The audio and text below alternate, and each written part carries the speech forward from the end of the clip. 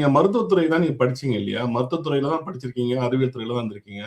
அதுலருந்து அப்படியே இங்க சினிமா பக்கம் நீங்க வரதுக்கான காரணம் என்ன? மெயினா அந்த திரைப்படத்துறை ஏன்னா இந்த நீங்க வரலாற்று தகவல்லாம் சொல்றத அந்த நீங்க சொல்ற பாங்கே வந்து ரொம்ப அருமையா இருக்கு கேட்கறதுக்கு.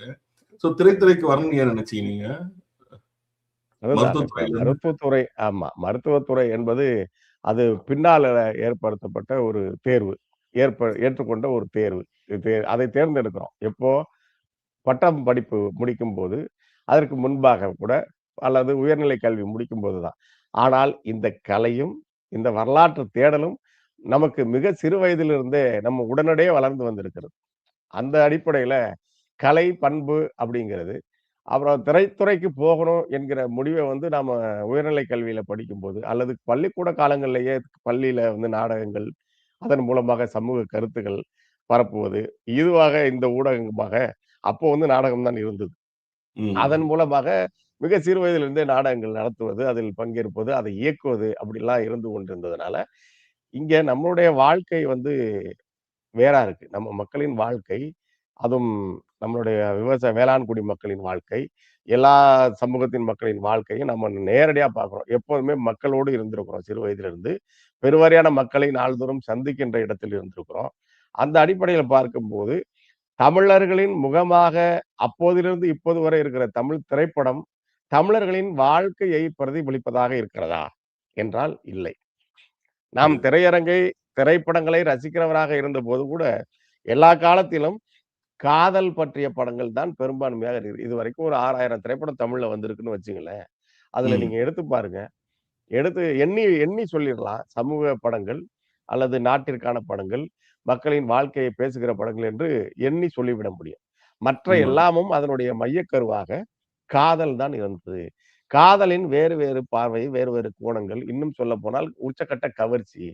பெண்களை ஒரு பண்டமாக காட்டுகிற ஒரு பாங்கு, அந்த போக்கு. அப்போ திட்டமிட்டு நீண்ட நெடுங்காலமாக, அதாவது திரைத்துறை தொடங்கிய பிறகு, தமிழ் சினிமா பேசத் தொடங்கி 100 ஆண்டு ஆகிவிட்டது. ஆமா. இந்திய சினிமாவுக்கு வந்து ஒரு 103 ஆண்டுகள் ஆகுது அப்படின்னு வச்சுக்கோங்க. 1917ல முதல் படம் எடுத்ததாக நடராஜ முதலியார் என்ற தமிழர் அவர் பதிவு பண்ணியிருக்கிறார். அப்ப ம். 2017ல 100 ஆண்டு. அது அரசு கணக்குப்படி தவறானதா இருக்கு. ஓராண்டு வேறுபடுது. ஆனா ஐயா நடராஜ முதலியார் அவர்களுடைய அந்த நிறுவனத்தின் லெட்டர் பேடு நான் பார்த்திருக்கிறேன். அப்புறம் 1974ல அவர் ஒரு நேர்காணல் குடுத்திருக்கிறாரு. அந்த ம். நேர்காணலையும் அவர் 1917ல தான் அந்த படத்த எடுத்தேன் அப்படின்னு சொல்லியிருக்கிறார். அந்த அடிப்படையில 100 ஆண்டு முடிஞ்சிருக்குது. அந்த காலகட்டத்தில் தொடங்கி, தேச பக்தி படங்கள் என்று தொடக்கத்தில் 1, 2 வந்திருந்தாலும் கூட, அது வெள்ளை ஆதிக்கத்தால் தடுக்கப்பட்டது, தடை செய்யப்பட்டது சில படங்கள். அதற்கு பிறகு பொழுதுபோக்கு நாம் நாடகத்திலிருந்து திரைப்படமாக பரிணாமம் பெற்று வந்ததனால், இவர்கள் வரலாறு என்று சொல்லி நம்பி வரலாறு என்று நம்பி இவர்கள் எடுத்ததெல்லாம் புனைகதைகளையும், புராணங்களையும் தான் எடுத்திருக்கிறார்கள். அந்த ஆமா. புராண காலத்துக்கு பிறகு சமூக படங்களாக வரத் தொடங்கிய பிறகு, இந்த தமிழ்நாட்டை நாம் முற்றிலுமாக ஆக்கிரமிக்க வேண்டும் என்ற திட்டத்தோடு திரைத்துறையை கையில் எடுத்த திராவிடர்கள் அதை கையில் எடுத்துக் கொண்டார்கள். திராவிடர்கள் என்று சொன்னாலும் கூட பெரும்பாலும் தெலுங்கர்கள் கையில் தமிழ் சினிமா, தமிழ்நாடு எப்படி தமிழ் உலகம், தமிழ்நாடு, தமிழ் மண்ணும் எப்படி அவர்கள் கையில் சிக்கியதோ, அதே போலவே தமிழ் திரையுலகமும் சிக்கியது. அவர்கள் தங்களுடைய கருத்தை, தங்களுடைய வாழ்க்கையை அதாவது ம். பெண்களை போகப் பொருளாக காட்டுவது தொடங்கி, இந்த தமிழ் இளைஞர்களை மனதில் ஒரு நச்சுத்தன்மையை பரப்புகின்ற திட்டத்தின் நோக்கமாக கொண்டு, அதன் அடிப்படையில் படங்கள் தொடர்ந்து நடந்து வந்திருக்கு. அப்போ தமிழ் திரைப்படம் என்பத ஒரு ஒரு பேராயுதம், இது ஒரு வலிமை மிக்க ஊடகம். இதை கையில் எடுத்தவர்களின் நோக்கம் தவறாக இருந்தனால், இதோட பாதையே முற்றிலும் முழுமாக இன்றைக்கு வரைக்கும் மாற்றப்பட்டு விட்டது. அதாவது வணிக சினிமாவாக, கிளுகிளுப்பாக இத நீங்க எப்ப உணர்ந்தீங்க? இது மாரி ஒரு கலைப்படைப்பு வந்து ஒரு தமிழ் சினிமான்ற ஒரு கலைப்படைப்பு வந்து அதிகாரத்தை மையமா வச்சு தான் நகருதுன்றத நீங்க எப்ப உணர்ந்தீங்க ஆக்சுவலி? உங்க அ இத இத தொடங்க இந்த இந்த முதல் கேள்விக்கு 2வது கேள்வியின் பதிலில் தொடங்கியது அதுக்காக தான். இப்படி அதுதான். நம்மளுடைய வாழ்க்கை வேறையா இருக்கு. நம்ம பார்க்கிறது வேறையா இருக்கு. அன்றாடம் பார்ப்பது வேறையா இருக்கு. படமா நம்ம தினமும் திரையரங்குல போய் பார்க்கிறது வேறையா இருக்கு. அப்போ அ நம்முடைய வாழ்க்கை அப்படின்னு இருக்குல்ல.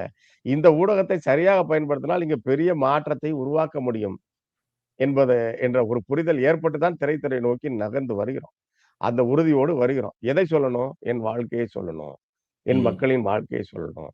அப்போ அல்லது இங்கே சுரண்டப்படுகிற மக்களின் சிக்கல்களை பேசணும்.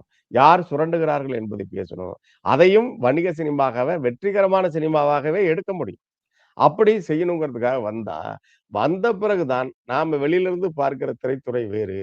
நம்மால எல்லா மாற்றத்தையும் உடனடியாக இந்த கருவி ஊடகத்தின் மூலமாக செய்துவிட முடியும் என்பது உண்மைதான் என்றாலும், அந்த மாற்றத்தை செய்ய வருகிறவர்களை இந்த திரைத்துறை இங்க இருப்பவர்கள், ம். ஏற்கனவே ஆதிக்கம் செலுத்திக் கொண்டிருப்பவர்கள் எப்படி எதிர்கொள்கிறார்கள்? அவர்கள் என்ன செய்கிறார்கள் என்பதை வந்த பிறகு நம்ம உணரத் தொடங்கணும். நீங்க புரியுது. தமிழ் என்றோ, தமிழர் என்றோ பேசிவிட்டு இங்க பயணிக்கவே முடியாது, வாழவே முடியாது. இத்தனை ஆண்டு காலமாக நம்ம வந்து அந்த அந்த அந்த போர் ஒரு ஒரு போர். ஒரு மறைமுகமான போர். போர் என்பது போர்க்களத்தில் வந்தான் எதிரி வருகிறான், நாம் எதிர நிற்கிறோம், நம்ம படை நிற்கிறது என்று போரிடுவது வேறு.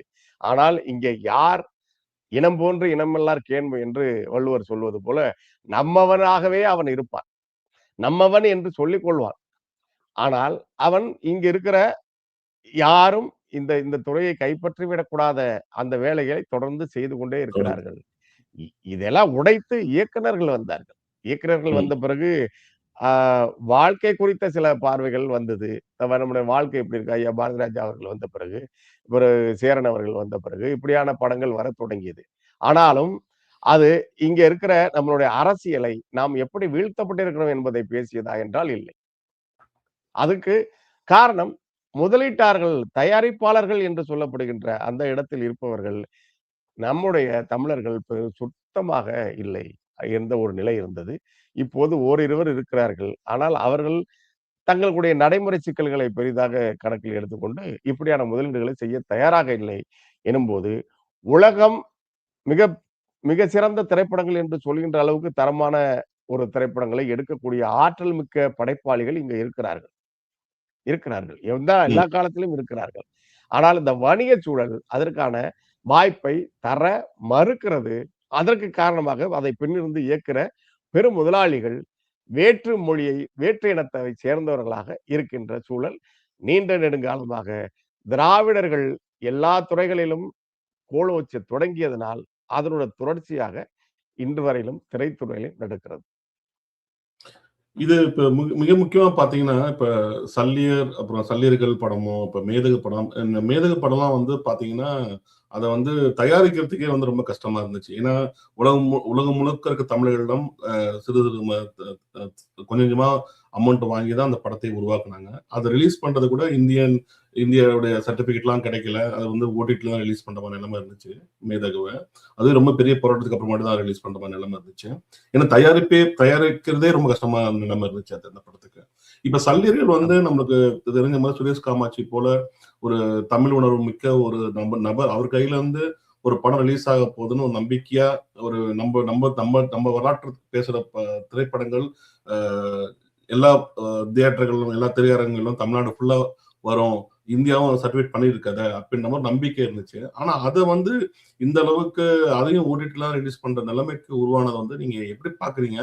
இது இனி இனி தமிழர்களுடைய வரலாற்றை எடுக்கவே முடியாதா? இல்ல எடுத்தாலும் மத்தவங்க எடுத்தா தான் அது ப்ராப்பரா ரிலீஸ் பண்ற நிலைமை தான் இருக்குதா? இதுல இப்ப எடுக்கவே முடியாதா என்ற ஒரு கேள்வியும், எடுக்க முடியாதோ என்கிற அச்சத்தையும் உருவாக்க வேண்டும் என்பதுதான் இங்கு திட்டமாக இருக்கிறது. இது ஒரு அச்சுறுத்தல், வெளிப்படையான அச்சுறுத்தல். நீங்கள் நினைப்பதை, உங்களுடைய வாழ்க்கையை, உங்களுடைய போராட்டத்தை நீங்கள் எடுத்து இங்கு சந்தைப்படுத்தவே முடியாது. சந்தைப்படுத்த விடமாட்டோம் என்பதை அவர்கள் நேரடியாக சவால் விடுவது போல தான் இங்கு திரையரங்கு மறுக்கப்பட்ட ஒரு நிலையிலிருந்து நாம் புரிந்து கொள்ள வேண்டியிருக்கிறது. அதை அவர்கள் எப்போதுமே நேரடியாக சொல்ல மாட்டார்கள். நீங்க அத ரொம்ப கவனமா தமிழர்களுக்கு வந்து இப்ப நீண்ட காலமாக ஒரு இந்த இந்தியா முழுக்க பரவி வாழ்ந்தவர்கள் தமிழர்கள் என்று அண்ணல் அம்பேத்கர் அவர்கள் கூட சொல்லியிருக்கிறார். இதுக்கான சான்றுகள், இலக்கிய சான்றுகள், வரலாற்று சான்றுகள் இருக்கிறது. நான் எப்போதுமே சொல்வது உண்டு. எல்லாம் இருப்பவனுக்கு அதனுடைய வலிமை வந்து முழுதாக புரியாது. புரியுது. எல்லாம் இருக்கிறதுனால, அவன் அத ஒரு பெரும்போக்காக, பெருந்தன்மையாக இருப்பான். இல்லாதவனுக்கு தான் அல்லது வெளியிலிருந்து வந்தவனுக்கு தான் இந்த நிலத்தை கைப்பற்ற வேண்டிய அவசியம் தெரியும். நம்மிடம் இருப்பதை காப்பாற்றிக் கொள்ள வேண்டும் என்கிற ஒரு பெரிய ஆழமான அந்த புரிதலும் அவனுக்கு தான் இருக்கிறது. எங்கிருந்தோ வந்தோம். இந்த நிலம் நம்முடையது இல்ல. என்னைக்கா இருந்தாலும் நாம் இங்கிருந்து ஒரு வேளை புறப்பட்டு செல்ல வேண்டிய சூழல் வரலாம் என்கிற போது, அவன் முதலில் இந்த நிலத்தை கைப்பற்றுகிறான். அதை விலை கொடுத்தாவது எப்பாற்பட்டாவது அவர்கள் அதற்கு பின்புலமாக இருந்து அவர்களுக்கு நிதி உதவியும் செய்கிறார்கள், செய்து கொண்டிருக்கிறார்கள் இப்போது கூட இல்லையா? இப்படி நிலத்தை அவன் வந்து ஆக்கிரமித்த பிறகு அங்க இருக்கிற வாழ்க்கையை, அந்த பண்பாட்டை, அந்த கலையை முதலில் கையில் எடுக்கிறான். அதற்கு மிக முக்கியமாக மொழியை கைப்பற்றுகிறான். இலக்கியத்தை கைப்பற்றுகிறார். இன்னும் விரிவாக வளர்ந்து ஊடகங்களை கைப்பற்றுகிறார்கள். அது வந்து இதழியலாக இருக்கட்டும், அ இப்போ இருக்கிற செய்தித்துறை சார்ந்த தொலைக்காட்சி ஊடகங்களாக இருக்கட்டும், அப்படியே வளர்ச்சி வந்து திரைத்துறை ஊடகத்தையும் கூட அப்படித்தான் எடுத்துக்கொண்டார்கள், கைப்பற்றிக் கொண்டார்கள். அவர்களுக்கான அந்த வாய்ப்பு இருந்து கொண்டே இருக்கிறது. இந்த இடத்திலிருந்து இதை நம்ம கவனிக்க வேண்டியிருக்கு. அப்போ என்ன சொல்றாங்க அவங்க? நடிகர்கள் பங்கேற்காத படங்களை மக்கள் பார்க்க மாட்டார்கள் என்கிற மிக ஒரு சாதாரண காரணத்தை வைத்து அவர்கள் முதலில் அதை எதிர்க்கத் தொடங்குகிறார்கள். ம். அப்படித்தான் 1000 திரையரங்கு இருக்கிற தமிழ்நாட்டுல சல்லியருக்கு 27 திரையரங்கு மட்டும்தான் தானா கூட கிடைக்கல. அதுக்கே ம். அவ்வளவு போராட்டம். உங்களுக்கு தெரியும் 3, 4 முறை தேதிகள் அறிவிக்கப்பட்டு மாற்றி, மாற்றி நமக்கு வந்து திரையரங்குகள் கொடுக்கப்படல. ஜனவரி 1ஆம் தேதி என்பது எந்த படமும் வெளியாகல. ஏன்னா ம். பொங்கலுக்கு படங்கள், பெரிய படங்கள் வரப்போகுது. அப்போ இப்ப திரையரங்குகளுக்கு வந்து ஒரு இடைவெளி இருக்கும். இந்த நாள்ல வெளியிடுவது என்னால அண்ணன் சுரேஷ் காமாட்சி அவர்களுக்கு பெரிய அனுபவம் இருக்கிறது. திரைப்பட ம். வெளியீட்டுல. அவர் தயாரிப்பாளர் இருக்கிற அடிப்படையில. அப்போ இந்த அடிப்படையில் அவர் இந்த தேதியை தொடர்ந்து முயற்சி செய்யும்போதும் கூட திரையரங்குகள் மறுக்கப்படுகின்றன. காரணம், இது சின்ன படம் என்கிற காரணம் சொல்லப்பட்டாலும் கூட, இது மிகப்பெரிய 35 ஆண்டு காலம் தொடர்ச்சியாக நடந்த தமிழ் இன விடுதலை போராட்டத்தை அடிப்படையாகக் கொண்ட ஒரு படமாக இருக்கிறது என்பதுதான் மிக முக்கிய காரணம். அதனால தான் நான் தொடக்கத்திலேருந்து சொல்லிக்கிட்டு வரேன். ஆக்கிரமிக்கப்பட்டிருக்கிறது தமிழர் ஊடகம், தமிழர் திரை ஊடகம் அப்படிங்கிற அடிப்படையில தான் இத நம்ம பார்க்க வேண்டியிருக்கு. இத அயல்நாட்டில் வாழ்கின்ற தமிழ்நாட்டு தமிழர்கள், அயல்நாட்டில் வாழ்ந்து கொண்டிருக்கிற ஈழத்தமிழர்கள் எல்லாரும் புரிந்து கொள்ள வேண்டியது என்னன்னா, தமிழ் படம் என்றாலே அது தமிழ் மொழி பேசுகின்ற படமாக இருப்பதனாலே அது தமிழ் படம் அல்ல. தமிழர்களின் படம் அல்ல. அந்த படத்தில் நடிப்பவர்கள், அதை எடுப்பவர்கள் யாரெல்லாம் தமிழர்களாகத்தான் இருக்கிறார்களா? அவர்கள் தமிழர்களாக இல்லாவிட்டாலும் கூட தமிழ் மண்ணுக்கும் தாங்கள் வந்து அண்டி பிழைக்கிற இந்த நாட்டிற்கு உண்மையாக இருக்கிறார்களா? அவர்கள் இந்த படத்தை எடுத்து நீங்கள் கொடுக்கிற பங்களிப்பின் மூலமாக, வெளிநாட்டு தமிழர்கள் கொடுக்கிற அந்த பங்களிப்பு பணத்தின் மூலமாக, அவர்கள் இந்த மண்ணுக்கும், இந்த மக்களுக்கும் உண்மையாக இருக்கிறார்களா? என்பது போன்ற ஒரு யூதர்கள் ஒரு ஒரு ஒரு ஒரு யுக்தியை கையில் எடுத்தார்கள்ல. அந்த நிலையை தமிழர்கள் கையாள வேண்டிய இடத்தில் நம்மை கொண்டு வந்து நிறுத்தி இருக்கிறார்கள் என்பதை புரிந்து கொள்ள வேண்டும். அந்த அந்த இடம் தான் அங்கேருந்து தான் இந்த விடுதலை மாறும். எந்த விடுதலை? முதல்ல இன விடுதலை என்பது மன விடுதலையிலிருந்து தான் தொடங்குகிறது. நான் தமிழன். என்னுடைய நான் கடினமாக உழைத்து சம்பாதிக்கிற ஒவ்வொரு பணமும் என்னுடைய தமிழனோடு தான் அந்த பொருளாதாரம் சுற்றி சுழன்று வர வேண்டும். அது தமிழனுக்கு தான் பயன்பட வேண்டும் என்கிற ஒரு முடிவு என்பது பெரும் மாற்றத்தை, பெரும் புரட்சியை உண்டாக்கும். சத்தமில்லாத ஒரு அமைதி புரட்சியை உருவாக்கும். அந்த முடிவை மிக விரைவில் இப்போதே தமிழர்கள் ஒரு மன உறுதியோடு தங்களுக்குள்ளாகவே அதை ஒரு நோக்கமாக கொள்ள வேண்டும். அப்போதுதான் இந்த தடைகள் இப்படியான நம்மளுடைய வாழ்க்கையை, நம்மளுடைய வரலாற்றை, நம்மளுடைய போராட்டத்தை படமா எடுத்தா தர முடியாது, அனுமதிக்க முடியாது என்று சொல்கின்ற அயலார்களுக்கு ஒரு அச்சம் வரும். அப்போ தானாகவே இது போன்ற படங்கள் எடுக்க முடியும். படங்கள் மட்டும் இல்ல, எல்லா படைப்புகளும் செய்ய முடியும். திரைப்படங்களை எடுப்பதற்கு நாங்கள் தயாரா இருக்கிறோம். நீங்க கேட்ட மாரி எடுக்கவே முடியாதா? வெளியிடவே முடியாதா? என்ற இந்த பதட்டத்தை உருவாக்குவது பகைவர்களின் நோக்கமாக இருக்கிறது. அந்த கவனத்தோடு நாம் இதை அணுக வேண்டியிருக்கிறது. புரியுது. நீங்க சொல்றது விளக்கம் ரொம்ப தெளிவா புரியுது. ஆனா, இதுல ஒரு நுட்பமா இன்னொரு விஷயத்த நான் பார்க்குறேன். எப்படி பார்க்குறேன்னா, மேதகு படம் பண்றப்ப அது தயாரி தயாரிக்க முடிந்தது. ஆனா வந்து இந்தியாவுடைய அந்த சிபிஎஃப்சி சர்டிஃபிகேட் வாங்க முடியல. அதனால இந்தியால ரிலீஸ் பண்ண முடியலன்றத சரி ஓகே அப்படின்னு பார்க்க முடியுது. ஆனா சல்லியர்கள் படத்துக்கு வந்து இந்திய தரச்சான்றிதழ் குடுத்துருக்காங்க. அது படத்த அக்செப்ட் பண்ணிட்டாங்க. எல்லாமே முடிஞ்சிருச்சு. ஆமா, அப்படி ஆமா, இருக்க ஆமா. பட்சத்துல மறுக்கப்படுறது வந்து தான் கொஞ்சம் புரிய மாட்டேங்குது. ஏன் என்ன புரிய மாட்டேங்குதுன்னா, அதான் ஒரு சர்டிஃபிகேட் குடுத்துட்டு டேட்டா குடுக்க மாட்டேன்றது வந்து, அது என்ன மாதிரியான ஒடுக்குமுறை அப்படின்றது ரொம்ப யோசிக்க வெளிப்படையா வேண்டியதா இருக்கு. உங்களுக்கு தெரியுது இல்லையா? வெளிப்படையாவே இருக்கு. இப்ப இந்திய தணிக்கைத்துறையே ஏற்றுக்கொண்ட ஒரு படத்துக்கு தரமாட்டேன்னா, இந்திய தணிக்கைத்துறையவே அவர்கள் பெரிய கணக்குல எடுத்துக்கல, புறக்கணிக்கிறார்கள். ஏன்னா இது வணிகம் சார்ந்தது தான். எங்களுடைய பணம். நாம என்ன சொல்றோம்? படத்தை ம். திரையரங்கில் அனுமதிக்க வேண்டியது உங்களுடைய கடமை. அதுக்கு வந்து எதிர்ப்பதற்கு சட்ட ரீதியாக யாருக்கும் உரிமை இல்லை. படத்தை வெளியிடுங்க. தமிழர்கள் வருகிறார்களா? வரலையா? படம் பார்க்க வரவில்லை என்றால், அது வணிக ரீதியான தோல்வி என்றால், அது 1 நாள், 2 நாள் எப்போதுமே இப்பலாம் வந்து எல்லாருமே தானாகவே படத்தை திரையிடுவதும் இல்ல. வாடகைக்கு படம் கொடுக்கிறார்கள். அல்லது பங்கு அடிப்படையில் படம் கொடுத்து திரையரங்கில் எடுக்கிறார்கள்.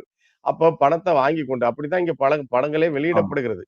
குறிப்பிட்ட தொகை குடுத்து படங்கள் வெளியிடுறோம். அப்ப நீங்க வரலனாலும், உங்களுக்கு அந்த தொகை வந்து சேர்ந்துற போகுது. அந்த அடிப்படையில கூட இதை மறுத்ததற்கு காரணம், இது இன விடுதலை போராட்டம் தொடர்பானது என்பதுதான். அப்ப புரியுது. ஆட்சி யாரிடம் இருக்கிறது? அப்ப இதுக்கு நீங்க என்ன எதுக்கு எடுத்தாலும் திராவிடத்தையே குறை சொல்றீங்களே! அப்படின்னு சில பேர் நெனைப்பான். ம். இதுதானே தொடக்க புள்ளியா இருக்கு. இல்லன்னா இது இப்ப தமிழர் ஆட்சி நடக்கும்போது இப்படி சல்லியர் படம் வர முடியாம போயிற முடியுமா? ஆனா இது ஒரு பெரிய தமிழர்களுக்கு எதிரான படங்கள் எல்லாம் வர முடியுது, வெற்றி பெற முடியுது. இது ஒரு பெரிய கொடுமை இல்ல இது? ஒரு பெரிய அவமானம் இல்லையா தமிழ்நாட்டுக்கு இல்லையா இது? ஒரு நம்ம நம்ம தமிழர்களுக்கு நம்ம படத்த ரிலீஸ் பண்ண முடியாம போது. முடியல. கண்ட அப்ப படங்கள் ரிலீஸ் ஆகுது. விழிப்புணர்வு இல்லாம நம்ம இருந்திருக்கோம் அப்படிங்கிறது தான். எது அவமானம்? இந்த அவமானத்தின் மூலமா நாம் கற்க வேண்டிய பாடம் என்னவா இருக்கிறது? நாம மிக பெருந்தன்மை என்ற பேரில் நம்ம ரொம்ப மழுங்கி போயிட்டோம். எல்லாரையும் வாழ வைப்போம். வந்தாரை வாழ போய் வந்தாரை வாழ வைப்போம்ன்னு இருக்கிறவனெல்லாம் தமிழனை தன்னுடைய மக்களை வாழ விடாமல் செய்கிறவர்களுக்கு நம்ம ஆதரவா இருக்கிறோம். யார் வந்தாலும் கொண்டாடுறோம். ஆனா அவர்கள் அப்படி இருக்கிறார்களா? என்ற கேள்வியை நாம் எழுப்பிக் கொள்ள வேண்டிய ஒரு கட்டாயம் இருக்கிறது.